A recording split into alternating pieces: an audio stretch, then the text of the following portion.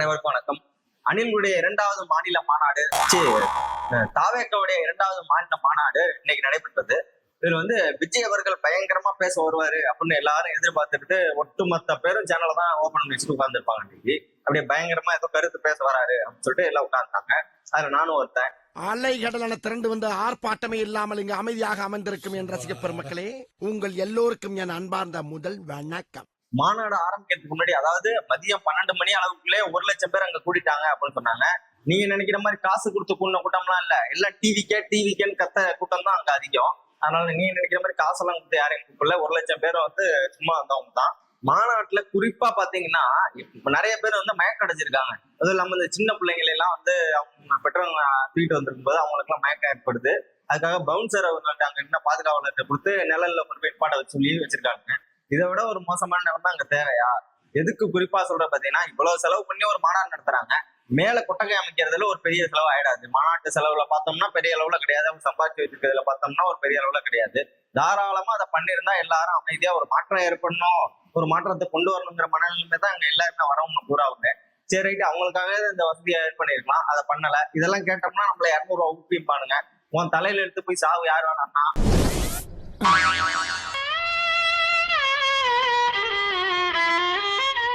200 ரூபா ஊப்பின்னு யார தரமா நம்ம சொல்லணும்? 200 ரூபா ஊப்பின்னா நம்ம டிவி கேள்வி உள்ளவங்க தான். ஏன்னு கேளுங்க, 200 ரூபாய்க்கு டிக்கெட்டையும் வாங்கி போய் படத்தையும் பார்த்துட்டு அவரு வர இடத்துக்குலாம் அண்ணா அண்ணா அண்ணான்னு போய் கத்திவிட்டு இப்ப டிவிக்கேன்னு போய் டிவி துட்டு அவர் பின்னாடி கொடை பிடிச்சிக்கிட்டு கடைசி வரைக்கும் தலைவான்னு கத்திட்டு சாவறதுக்கு உங்களை மாதிரி அடிச்சுக்க ஆளே கிடையாது. அதனால நீங்க தான் அந்த 200 ரூபா ஊப்பி என்று அனைவராலும் அன்போடு அழைக்கப்படுவீர்கள். எல்லோரால் அன்போடு அழைக்கப்படுவாள். மாநாட்டு திறன்ல முகப்புல அறிஞர் அண்ணா மற்றும் எம்ஜிஆரோட புகைப்படத்தை விஜயோட சேர்த்த மாதிரி வைக்கிறாங்க. ஃபர்ஸ்ட் சின்ன அளவுல வச்சாங்க, அப்புறம் தெரியாதுன்னு பெருசு அளவுல வச்சாங்க. அது எதுக்காகன்னு அவரே ஒரு இதை கொடுத்துருக்காரு. எம்ஜிஆர் போல யாராலையும் ஆட்சி செய்ய முடியாது அப்படின்னாரு. எம்ஜிஆர் அப்படி ஆட்சி பண்ணாரு, அவரை மாதிரி எதுவுமே பண்ண முடியாது. ஜெயலலிதாவெல்லாம் அப்படி வச்சிருந்தாரு, அதாவது கட்சியில வச்சிருந்தாரு அப்படின்னு சொல்றாங்க. அது மாதிரிலாம் சொன்னாரு. அதே போல பாத்தீங்கன்னா அடுத்து சொல்றாரு, அண்ணாவுடைய ஆட்சியெல்லாம் பயங்கரமா ஆட்சி, கலைஞரை கெடுத்துட்டாரு அப்படிங்கிறாரு. இன்னைக்கு சொல்றோம், இன்னைக்கு நடக்கிறது அண்ணாவோட ஆட்சி தான். என்னைக்குமே அண்ணாவோட ஆட்சி தான்.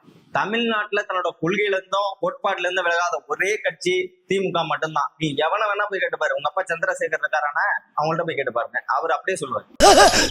என்ன தேர்றாங்க இதான் இங்க இருக்க என்ன கூட சொல்ல பாக்குறாங்க, நடக்காதா நான் இங்க இல்ல, ஐயோ என்ன நானே போட்டு கொடுத்துட்டேனே. அடுத்தது அண்ணன் பேசுறாரு, நான் எம்ஜிஆரோட பழக எனக்கு வாய்ப்பு கிடைக்கல, அண்ணாவோட பழக வாய்ப்பு கிடைக்கல, ஆனா என் அண்ணன் என் தங்கம் அதாவது விஜயகாந்த் என் தங்கத்தோட பழகத்துக்கு எனக்கு வாய்ப்பு கிடைச்சிச்சு அப்படின்னு அப்படியே மேடையில உற்சாகப்படுத்துறாரு எல்லாரையும். ஏன்னா அவங்க அந்த விஜயகாந்த் ஃபேன்ஸ் எல்லாம் அப்படியே இழுக்கிறாராம். அதுக்காக தான் அந்த வார்த்தை.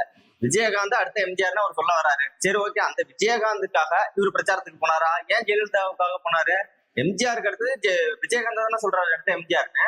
அப்புறம் எதுக்காக ஜெயலலிதாவுக்கு ஓட்டு கேட்ட அண்ணன் போனாரு? சரி, அவங்களுக்கு போனதாவே இருக்கட்டும், அவருக்கு விழா இருந்த வரைக்கும் அவருக்காக போய் ஒரு தொகுதியில கூட ஓட்டு கேட்டது இல்லையா எதுக்காக? அப்போ நம் ராஜதந்திரங்கள் அனைத்தும் வீணாகிவிட்டது, இன்னும் பயிற்சி வேண்டுமோ? விஜய் அவர்களுக்கு பேச்சு வரலன்னா அதை ஒத்துக்கணும். அதை விட்டு சும்மா ட்ரை பண்றங்கிற பேர்ல அசிங்கப்படக்கூடாது. அங்கேருந்து வராரு. இதுல முக்கியமா என்னன்னு கேளுங்க, எப்ப பேசுனீங்கனாலும் சமத்துவம், சமூக நீதி, இது ரெண்டு தான் தெரியும். ஏன்னா அதெல்லாம் அடுத்தவங்க பேசுறதை பார்த்து கத்து வச்சுக்கிறது. அது ரெண்டு தவிர வேற எதுவுமே தெரியாது. அதை பேசுற ஒரு சமத்துவம் சமூக நீதியை பேசுறவரு அப்படியே கொஞ்சம் பின்னாடி திரும்பி பார்த்துருந்தாருன்னா சமத்துவமும் சமூக நீதியும் இருக்கான்னு தெரிஞ்சுக்கீங்க. ஏன்னு கேளுங்க, அவர் பேச ஆரம்பிச்சு ஒரு 3/4 மணி நேரம், ஒரு 45 நிமிடம் பேசுறாரு. 45 நிமிடமும் அங்க பின்னாடி உள்ளவங்க யாருமே உட்காரல. அப்புறம் என்ன உங்களுக்கு சமூக நீதி? அதே போல இவருக்குன்னு ஒரு தனி மைக்கு, மத்தவங்க எல்லாம் பேசுறதுக்கு ஒரு மைக்கு, தலைவர் பேசுறதுக்கு ஒரு மைக்கு. இந்த ஒரு விஷயம் பார்த்தா சமூக நீதி அப்படியே காத்துல கோமணம் பறக்கிற மாதிரி பறக்கிறதுக்கு. இந்த அவமானம் உனக்கு தேவையா? சரி, அண்ணன் எதை பேசுறாரு அப்படின்னு பார்த்தோம்னு வச்சுக்கோங்க. என்ன பேசுனா, கடைசி வரைக்கும் இந்த வார்த்தை தான். 2 பேருக்கு நடுவுல தான் போட்டியே. ஒன்னு டிவிக்கே, இன்னொன்னு டிஎம்கே. இதை தவிர என் 2 ரூபா கூட நான் போறேன், என் 2 ரூபா கூட நான் போறேங்கிற மாதிரி அதே பிடிச்சி தொங்குறாரு. என்ன ஒத்துங்கடா, எங்க 2 பேருக்கு நடுவுல தான் போட்டி அப்படிங்கிற மாதிரி மத்த கட்சிக்கெல்லாம் ஒரு சவாலா விட்டுறாரு. அப்ப என்ன எடப்பாடி பழனிசாமி சொம்பையா? வரிசையில நின்றுட்டு இருக்காருல அவர் எங்களை இருக்கிறதுக்கு. அப்ப அவர் என்ன சொம்பையா? இல்ல அண்ணன் ஆமக்குஞ்சி கட்சி சீமான் அண்ணன் சொம்பையா? இல்ல யார் சொன்பதுல? நீ யாரா கோமாளி? இங்க வந்து யாரா? இங்க வாரியா, நானும் ரவுடியா? உன்னை இந்த ஏரியால பார்த்தே கிடையாது. நான் புது ரவுடியா? ரவுடிங்கிறதுக்கு என்ன ஆதாரம் இருக்கு? அவங்க ஈக்குவலா பேசிக்கிறத பாக்கல நீ? ஈக்குவலா பேசிட்டு நீ இப்படி ரவுடியா நீ? பத்தாவது ஒரு 2 நாளைக்கு முன்னாடி தான் ஆமா கொஞ்சம் வந்து அணில வந்து வருத்துச்சு. இன்னைக்கு வந்து அணில என்ன பண்ணுது, ஆமைய கொதிக்குது. அங்க மாநாட்டுல போய் நின்று சீமான் ஒழிகன்னு ஒரு கோஷம் கத்த விடுறாங்க.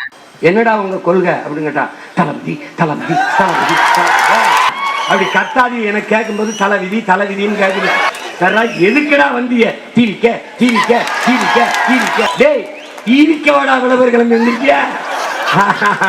விஜய் பேசவே ஆரம்பிக்கல. அதுக்கு முன்னாடி ஆதவ அர்ஜுனா பேசிட்டு இருக்கும் போதே எல்லாரும் பாதி பேர் நடைய கட்டிட்டாங்க எல்லாருமே. இதை வந்து நான் பொய்யா சொல்லல.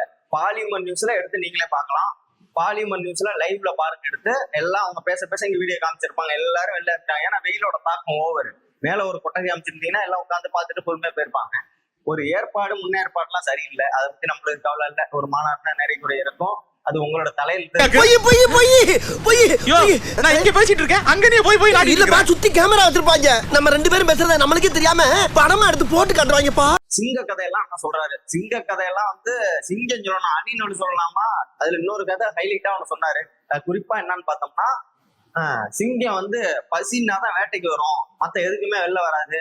அதான் நீங்க வெளியே வர்றது இல்லையா? உங்களுக்கு பசிக்குதுன்னு போய் வெளில வந்திருக்கீங்க. இத்தனை நாள் ஏன் வெளில வரல? மக்களுக்கு பசிச்சப்பெல்லாம் நீங்க வரலையே வெளில, நாங்க தானே போனோம். உங்களுக்கு பசிக்குது பண்ணீங்க, அதனால வெளில வந்திருக்கீங்க. உங்களுக்கு பதவி ஆசை வந்துட்டு, இல்ல வந்து அக்கா திருச்சாலாம் வேண்டாம் வந்துட்டு அதனால வந்திருக்கீங்க. இப்ப மக்களுக்கு பசிச்சா யாரு போவா? மக்களுக்கு வச்சப்ப எங்க போனீங்க? இது வரைக்கும் எத்தனை இதுக்கு போராட்டத்துக்கு வந்து நின்றுருக்கீங்க. இல்ல ஜெயலலிதாவை எடுத்து ஒரு அறிக்கை விட்டீங்களா? கிடையாது. ஜெயலலிதாவுக்கு ஆதரவா வேணா வந்து வாக்கு கேட்டேன்னு சொல்லுங்க. அன்னைக்கு வச்ச பேர் தான் அந்த அணில் இன்னை வரைக்கும் அண்ணனை அன்போடு அழைக்கப்பட்டுக் கொண்டிருக்கிறார்கள். எப்படி சிக்கிரிக்கம் பாத்தியாப்பா? பாத்தீங்களா திருன்னு முடிக்கிறான். ஹைலைட்டே இதுல விஜயகாந்தன் தான். விஜயகாந்தன் உயிரோட இருக்கிற வரையும் இவர் அவருக்காக எந்த பிரச்சாரமும் செஞ்சதுல ஒண்ணும் கிடையாது. செந்தூர பாண்டியன் தம்பிடா நானு அப்படின்னு அந்த படத்துல நடிச்சதோட முடிஞ்சு போச்சு கதை. ஓட்டு கேட்டதுல ஒண்ணுமே பண்ணது கிடையாது. போய் ஜெயலலிதாவுக்காக கேட்டவர் அவரு, விஜயகாந்துக்காக ஒரு தொகுதியில கூட, ஏன் ஒரு மைக்ல எடுத்து கூட பேசினது கிடையாது. அண்ணனுக்கு ஓட்டு கொடுங்க அப்படின்னு சொல்லி இவரு இன்னைக்கு வந்து அவரை கொண்டு வராரு. இது வந்து என்ன காரணம்? எல்லா ஃபேன்ஸையும் இழுக்கிறாங்களாம் அப்படியே.